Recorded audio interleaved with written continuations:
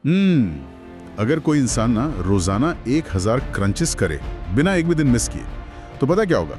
उसे सिर्फ आधा किलो पेट की चर्बी कम करने में कई साल लग जाएंगे। कई साल? और ये सच में बहुत ही ज्यादा फ्रस्ट्रेटिंग है। बिल्कुल, मतलब सुनने में ये बात थोड़ी अजीब और निराशाजनक लग सकती है, लेकिन ह्यूमन बायोलॉजी की सच्चाई यही है। आज के इस डीप डाइव में हम एक ऐसे टॉपिक पर बात कर रहे हैं जो फिटनेस की दुनिया का शायद सबसे बड़ा और सबसे जिद्दी भ्रम है। स्पॉट रिडक्शन का भ्रम। एग्जैक्टली। ये धारणा कि भाई शरीर के जिस हिस्से की एक्सरसाइज की जाएगी बस वहीं से फैट गायब हो जाएगा।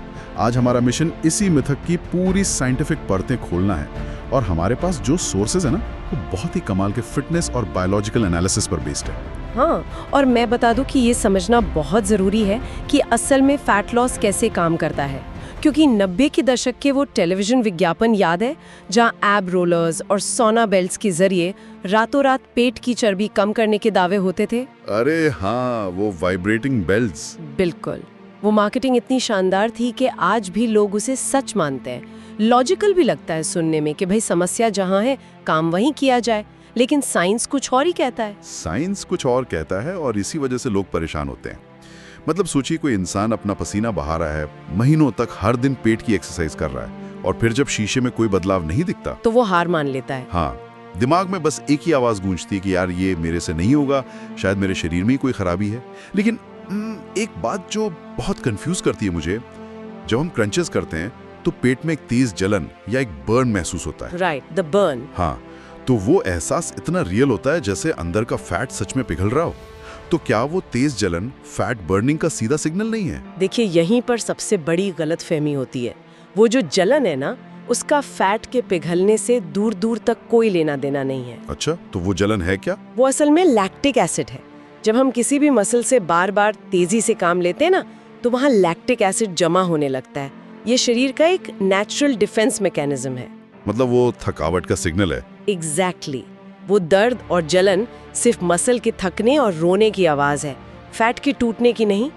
वाह, ये तो ऐसा हो गया कि मतलब आप एक बहुत बड़े और गंदे स्विमिंग पूल के सिर्फ एक कोने से पानी साफ करने की कोशिश कर रहे हैं और उम्मीद कर रहे हैं कि पूरा पूल साफ हो जाएगा। बहुत ही बढ़िया एनालॉजी है। लेकिन चलिए इसे थोड़ा और गहराई से समझते हैं। कुछ फिटनेस जर्नल्स कहते हैं कि जिस हिस्से की एक्सरसाइज होती है वहां ब्लड फ्लो यानी रक्त संचार बढ़ जाता है। तो अगर वहां ब्लड फ्लो बढ़ रहा है तो क्या वहां से ज्यादा फैट इस्तेमाल नहीं होना चाहिए? ये एक बहुत ही वैलिड सवाल है। ब्लड फ्लो बढ़ता है, ये सच है, लेकिन फैट मोबिलाइजेशन और लोकल ब्लड फ्लो का कनेक्शन इतना सीधा नहीं है। मतलब जब शरीर को एनर्जी चाहिए होती है ना, तो दिमाग एड्रेनलिन जैसे स्ट्रेस हार्मोन रिलीज करता है, और ये हार्मोन खून के जरिए पूरे शरीर में फैलते हैं, किसी एक जगह नहीं। ओहो। तो वो पूरे शरीर को सिग्नल देते हैं। हाँ, फैट जो होता है वो सेल्स के अंदर ट्राइग्लिसराइड्स के रूप में जमा होता है। ये हार्मोन्स एक लॉक इन की या कह लें ताला चाबी की तरह काम करते हैं। वो फैट को तोड़कर खून में मिलाते हैं, और सबसे अहम बात यह है कि ये प्रोसेस पूरे शरीर से एक साथ होता है। तो इसको मैं ऐसे समझ सकता हूँ जैसे कोई जॉइंट बैंक अकाउंट हो।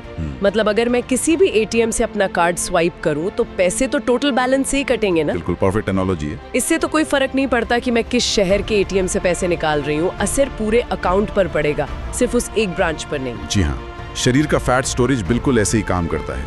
जब आप क्रंचेस करते हैं तो एनर्जी की मांग होती है, लेकिन वो एनर्जी शरीर के ग्लोबल बैंक अकाउंट से आती है। Global bank account, right. और शरीर अपनी जेनेटिक्स और एवोल्यूशन के हिसाब से तय करता है कि कहाँ का फैट पहले इस्तेमाल करना है।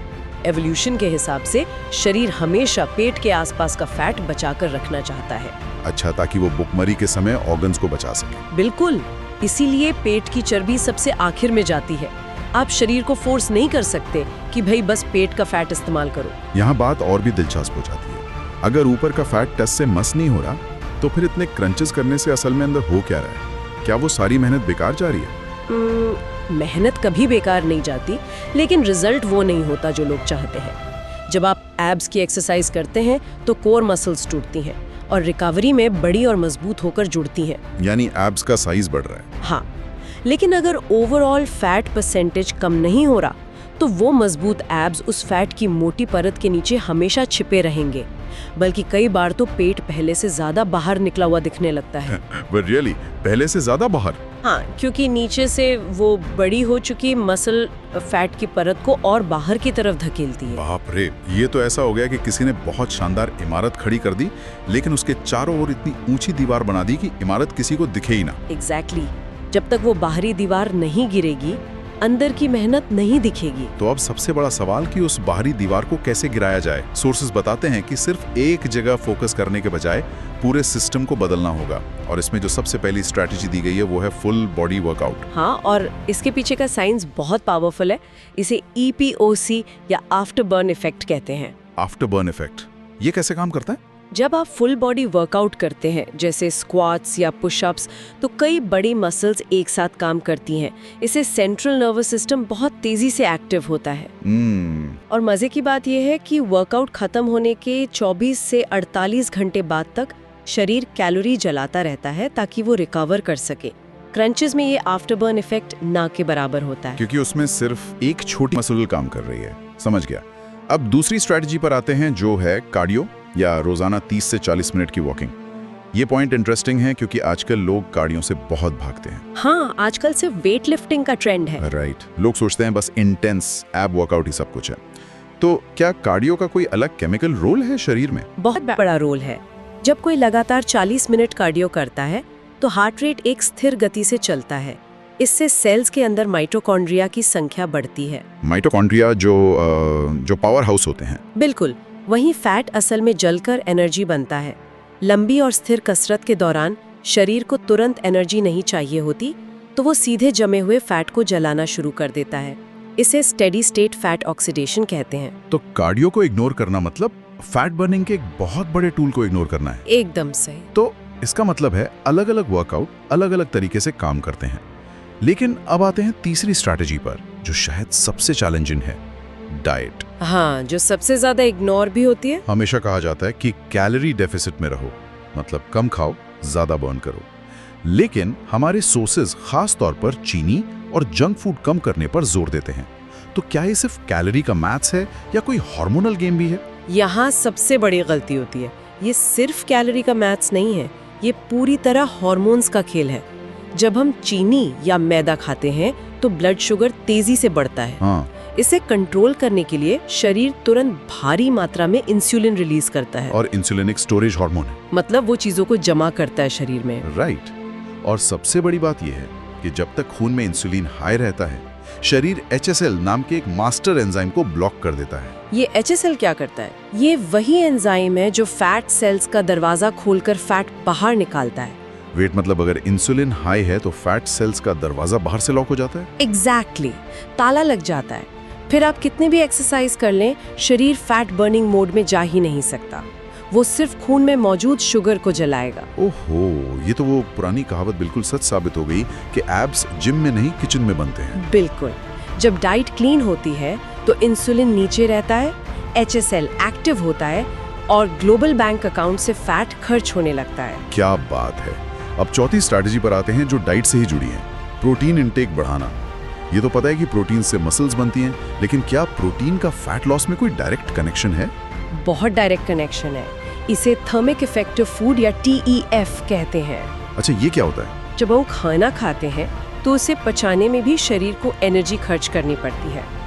कार्ब्स या फैट को पचाने में बहुत कम एनर्जी लगती है, लेकिन प्रोटीन को पचाने का प्रोसेस इतना मुश्किल है कि प्रोटीन की कुल कैलोरी का 20 से 30% हिस्सा सिर्फ उसे पचाने में खर्च हो जाता है। अरे वाह, मतलब प्रोटीन खाने से ही शरीर का मेटाबॉलिज्म अपने आप बढ़ जाता है। हाँ, एक तरह से शरीर एक केमिकल फैक्ट्री की तरह काम कर रहा है।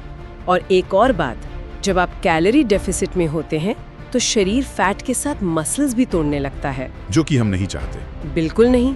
प्रोटीन उन कीमती मसल्स को बचाता है ताकि शरीर सिर्फ फैट को जलाए। राइट। अब इन सब साइंटिफिक स्ट्रैटेजीज को जो चीज आपस में जोड़ती है वो है पांचवी और आखिरी कड़ी, कंसिस्टेंसी यानी निरंतरता। अक्सर लोग जोश में आकर बहुत भारी रूटीन शुरू करते हैं और फिर कुछ हफ्तों में छोड़ देते हैं। तो ये जो योयो इफेक्ट है, इस पर शरीर कैसे रिएक्ट करता है? ये योयो इफेक्ट बहुत खतरनाक है। शरीर बदलाव से नफरत करता है। जब आप अचानक से कैलोरी कम करते हैं तो शरीर पहले तो फैट घटाता है, लेकिन फिर वो सोचता है कि भाई भुखमरी आ गई है। मतलब वो डिफेंस मोड में चला जाता है। हाँ, वो अपना मेटाबॉलिज्म धीमा कर लेता है और अगर ऐसे समय पर आपने एक्सरसाइज छोड़ दी और वापस जंक फूड खाने लगे तो वजन पहले से भी ज्यादा तेजी से वापस आएगा। बिल्कुल, क्योंकि शरीर उस एक्स्ट्रा कैलोरी को तुरंत फैट बनाकर जमा कर लेता है फ्यूचर के लिए। इसीलिए कंसिस्टेंसी जरूरी है, ताकि शरीर को लगे कि सब सेफ है, सब कंट्रोल में है।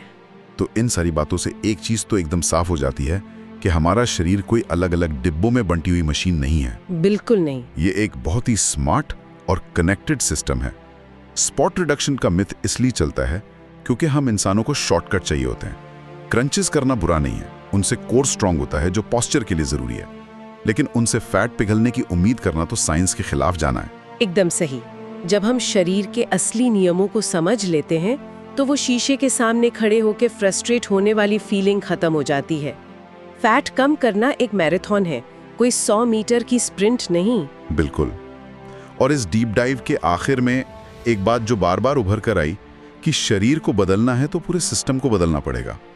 और इससे मेरे दिमाग में एक बहुत बड़ा सवाल आ रहा है। वो क्या? क्या हम अपनी जिंदगी के अन्य हिस्सों में भी जैसे करियर की प्रॉब्लम हो, रिश्तों की कड़वाहट हो या मानसिक शांति की बात हो, क्या हम वहां भी सिर्फ स्पॉट रिडक्शन करने की कोशिश कर रहे हैं? ये बहुत गहरी बात है। हाँ, मतलब क्या हम सिर्फ छोटी छोटी समस्याओं पर बैंडेड लगा रहे हैं और उम्मीद कर रहे हैं कि सब ठीक हो जाएगा, जबकि असल में जरूरत शायद हमारे पूरे लाइफस्टाइल और सोचने के सिस्टम को गहराई से बदलने की है? तो श्रोताओं के लिए सोचने वाली बात यह है कि क्या लाइफ में ढूंढे जा रहे शॉर्टकट्स भी कहीं स्पॉट रिडक्शन जैसा ही कोई भ्रम तो नहीं?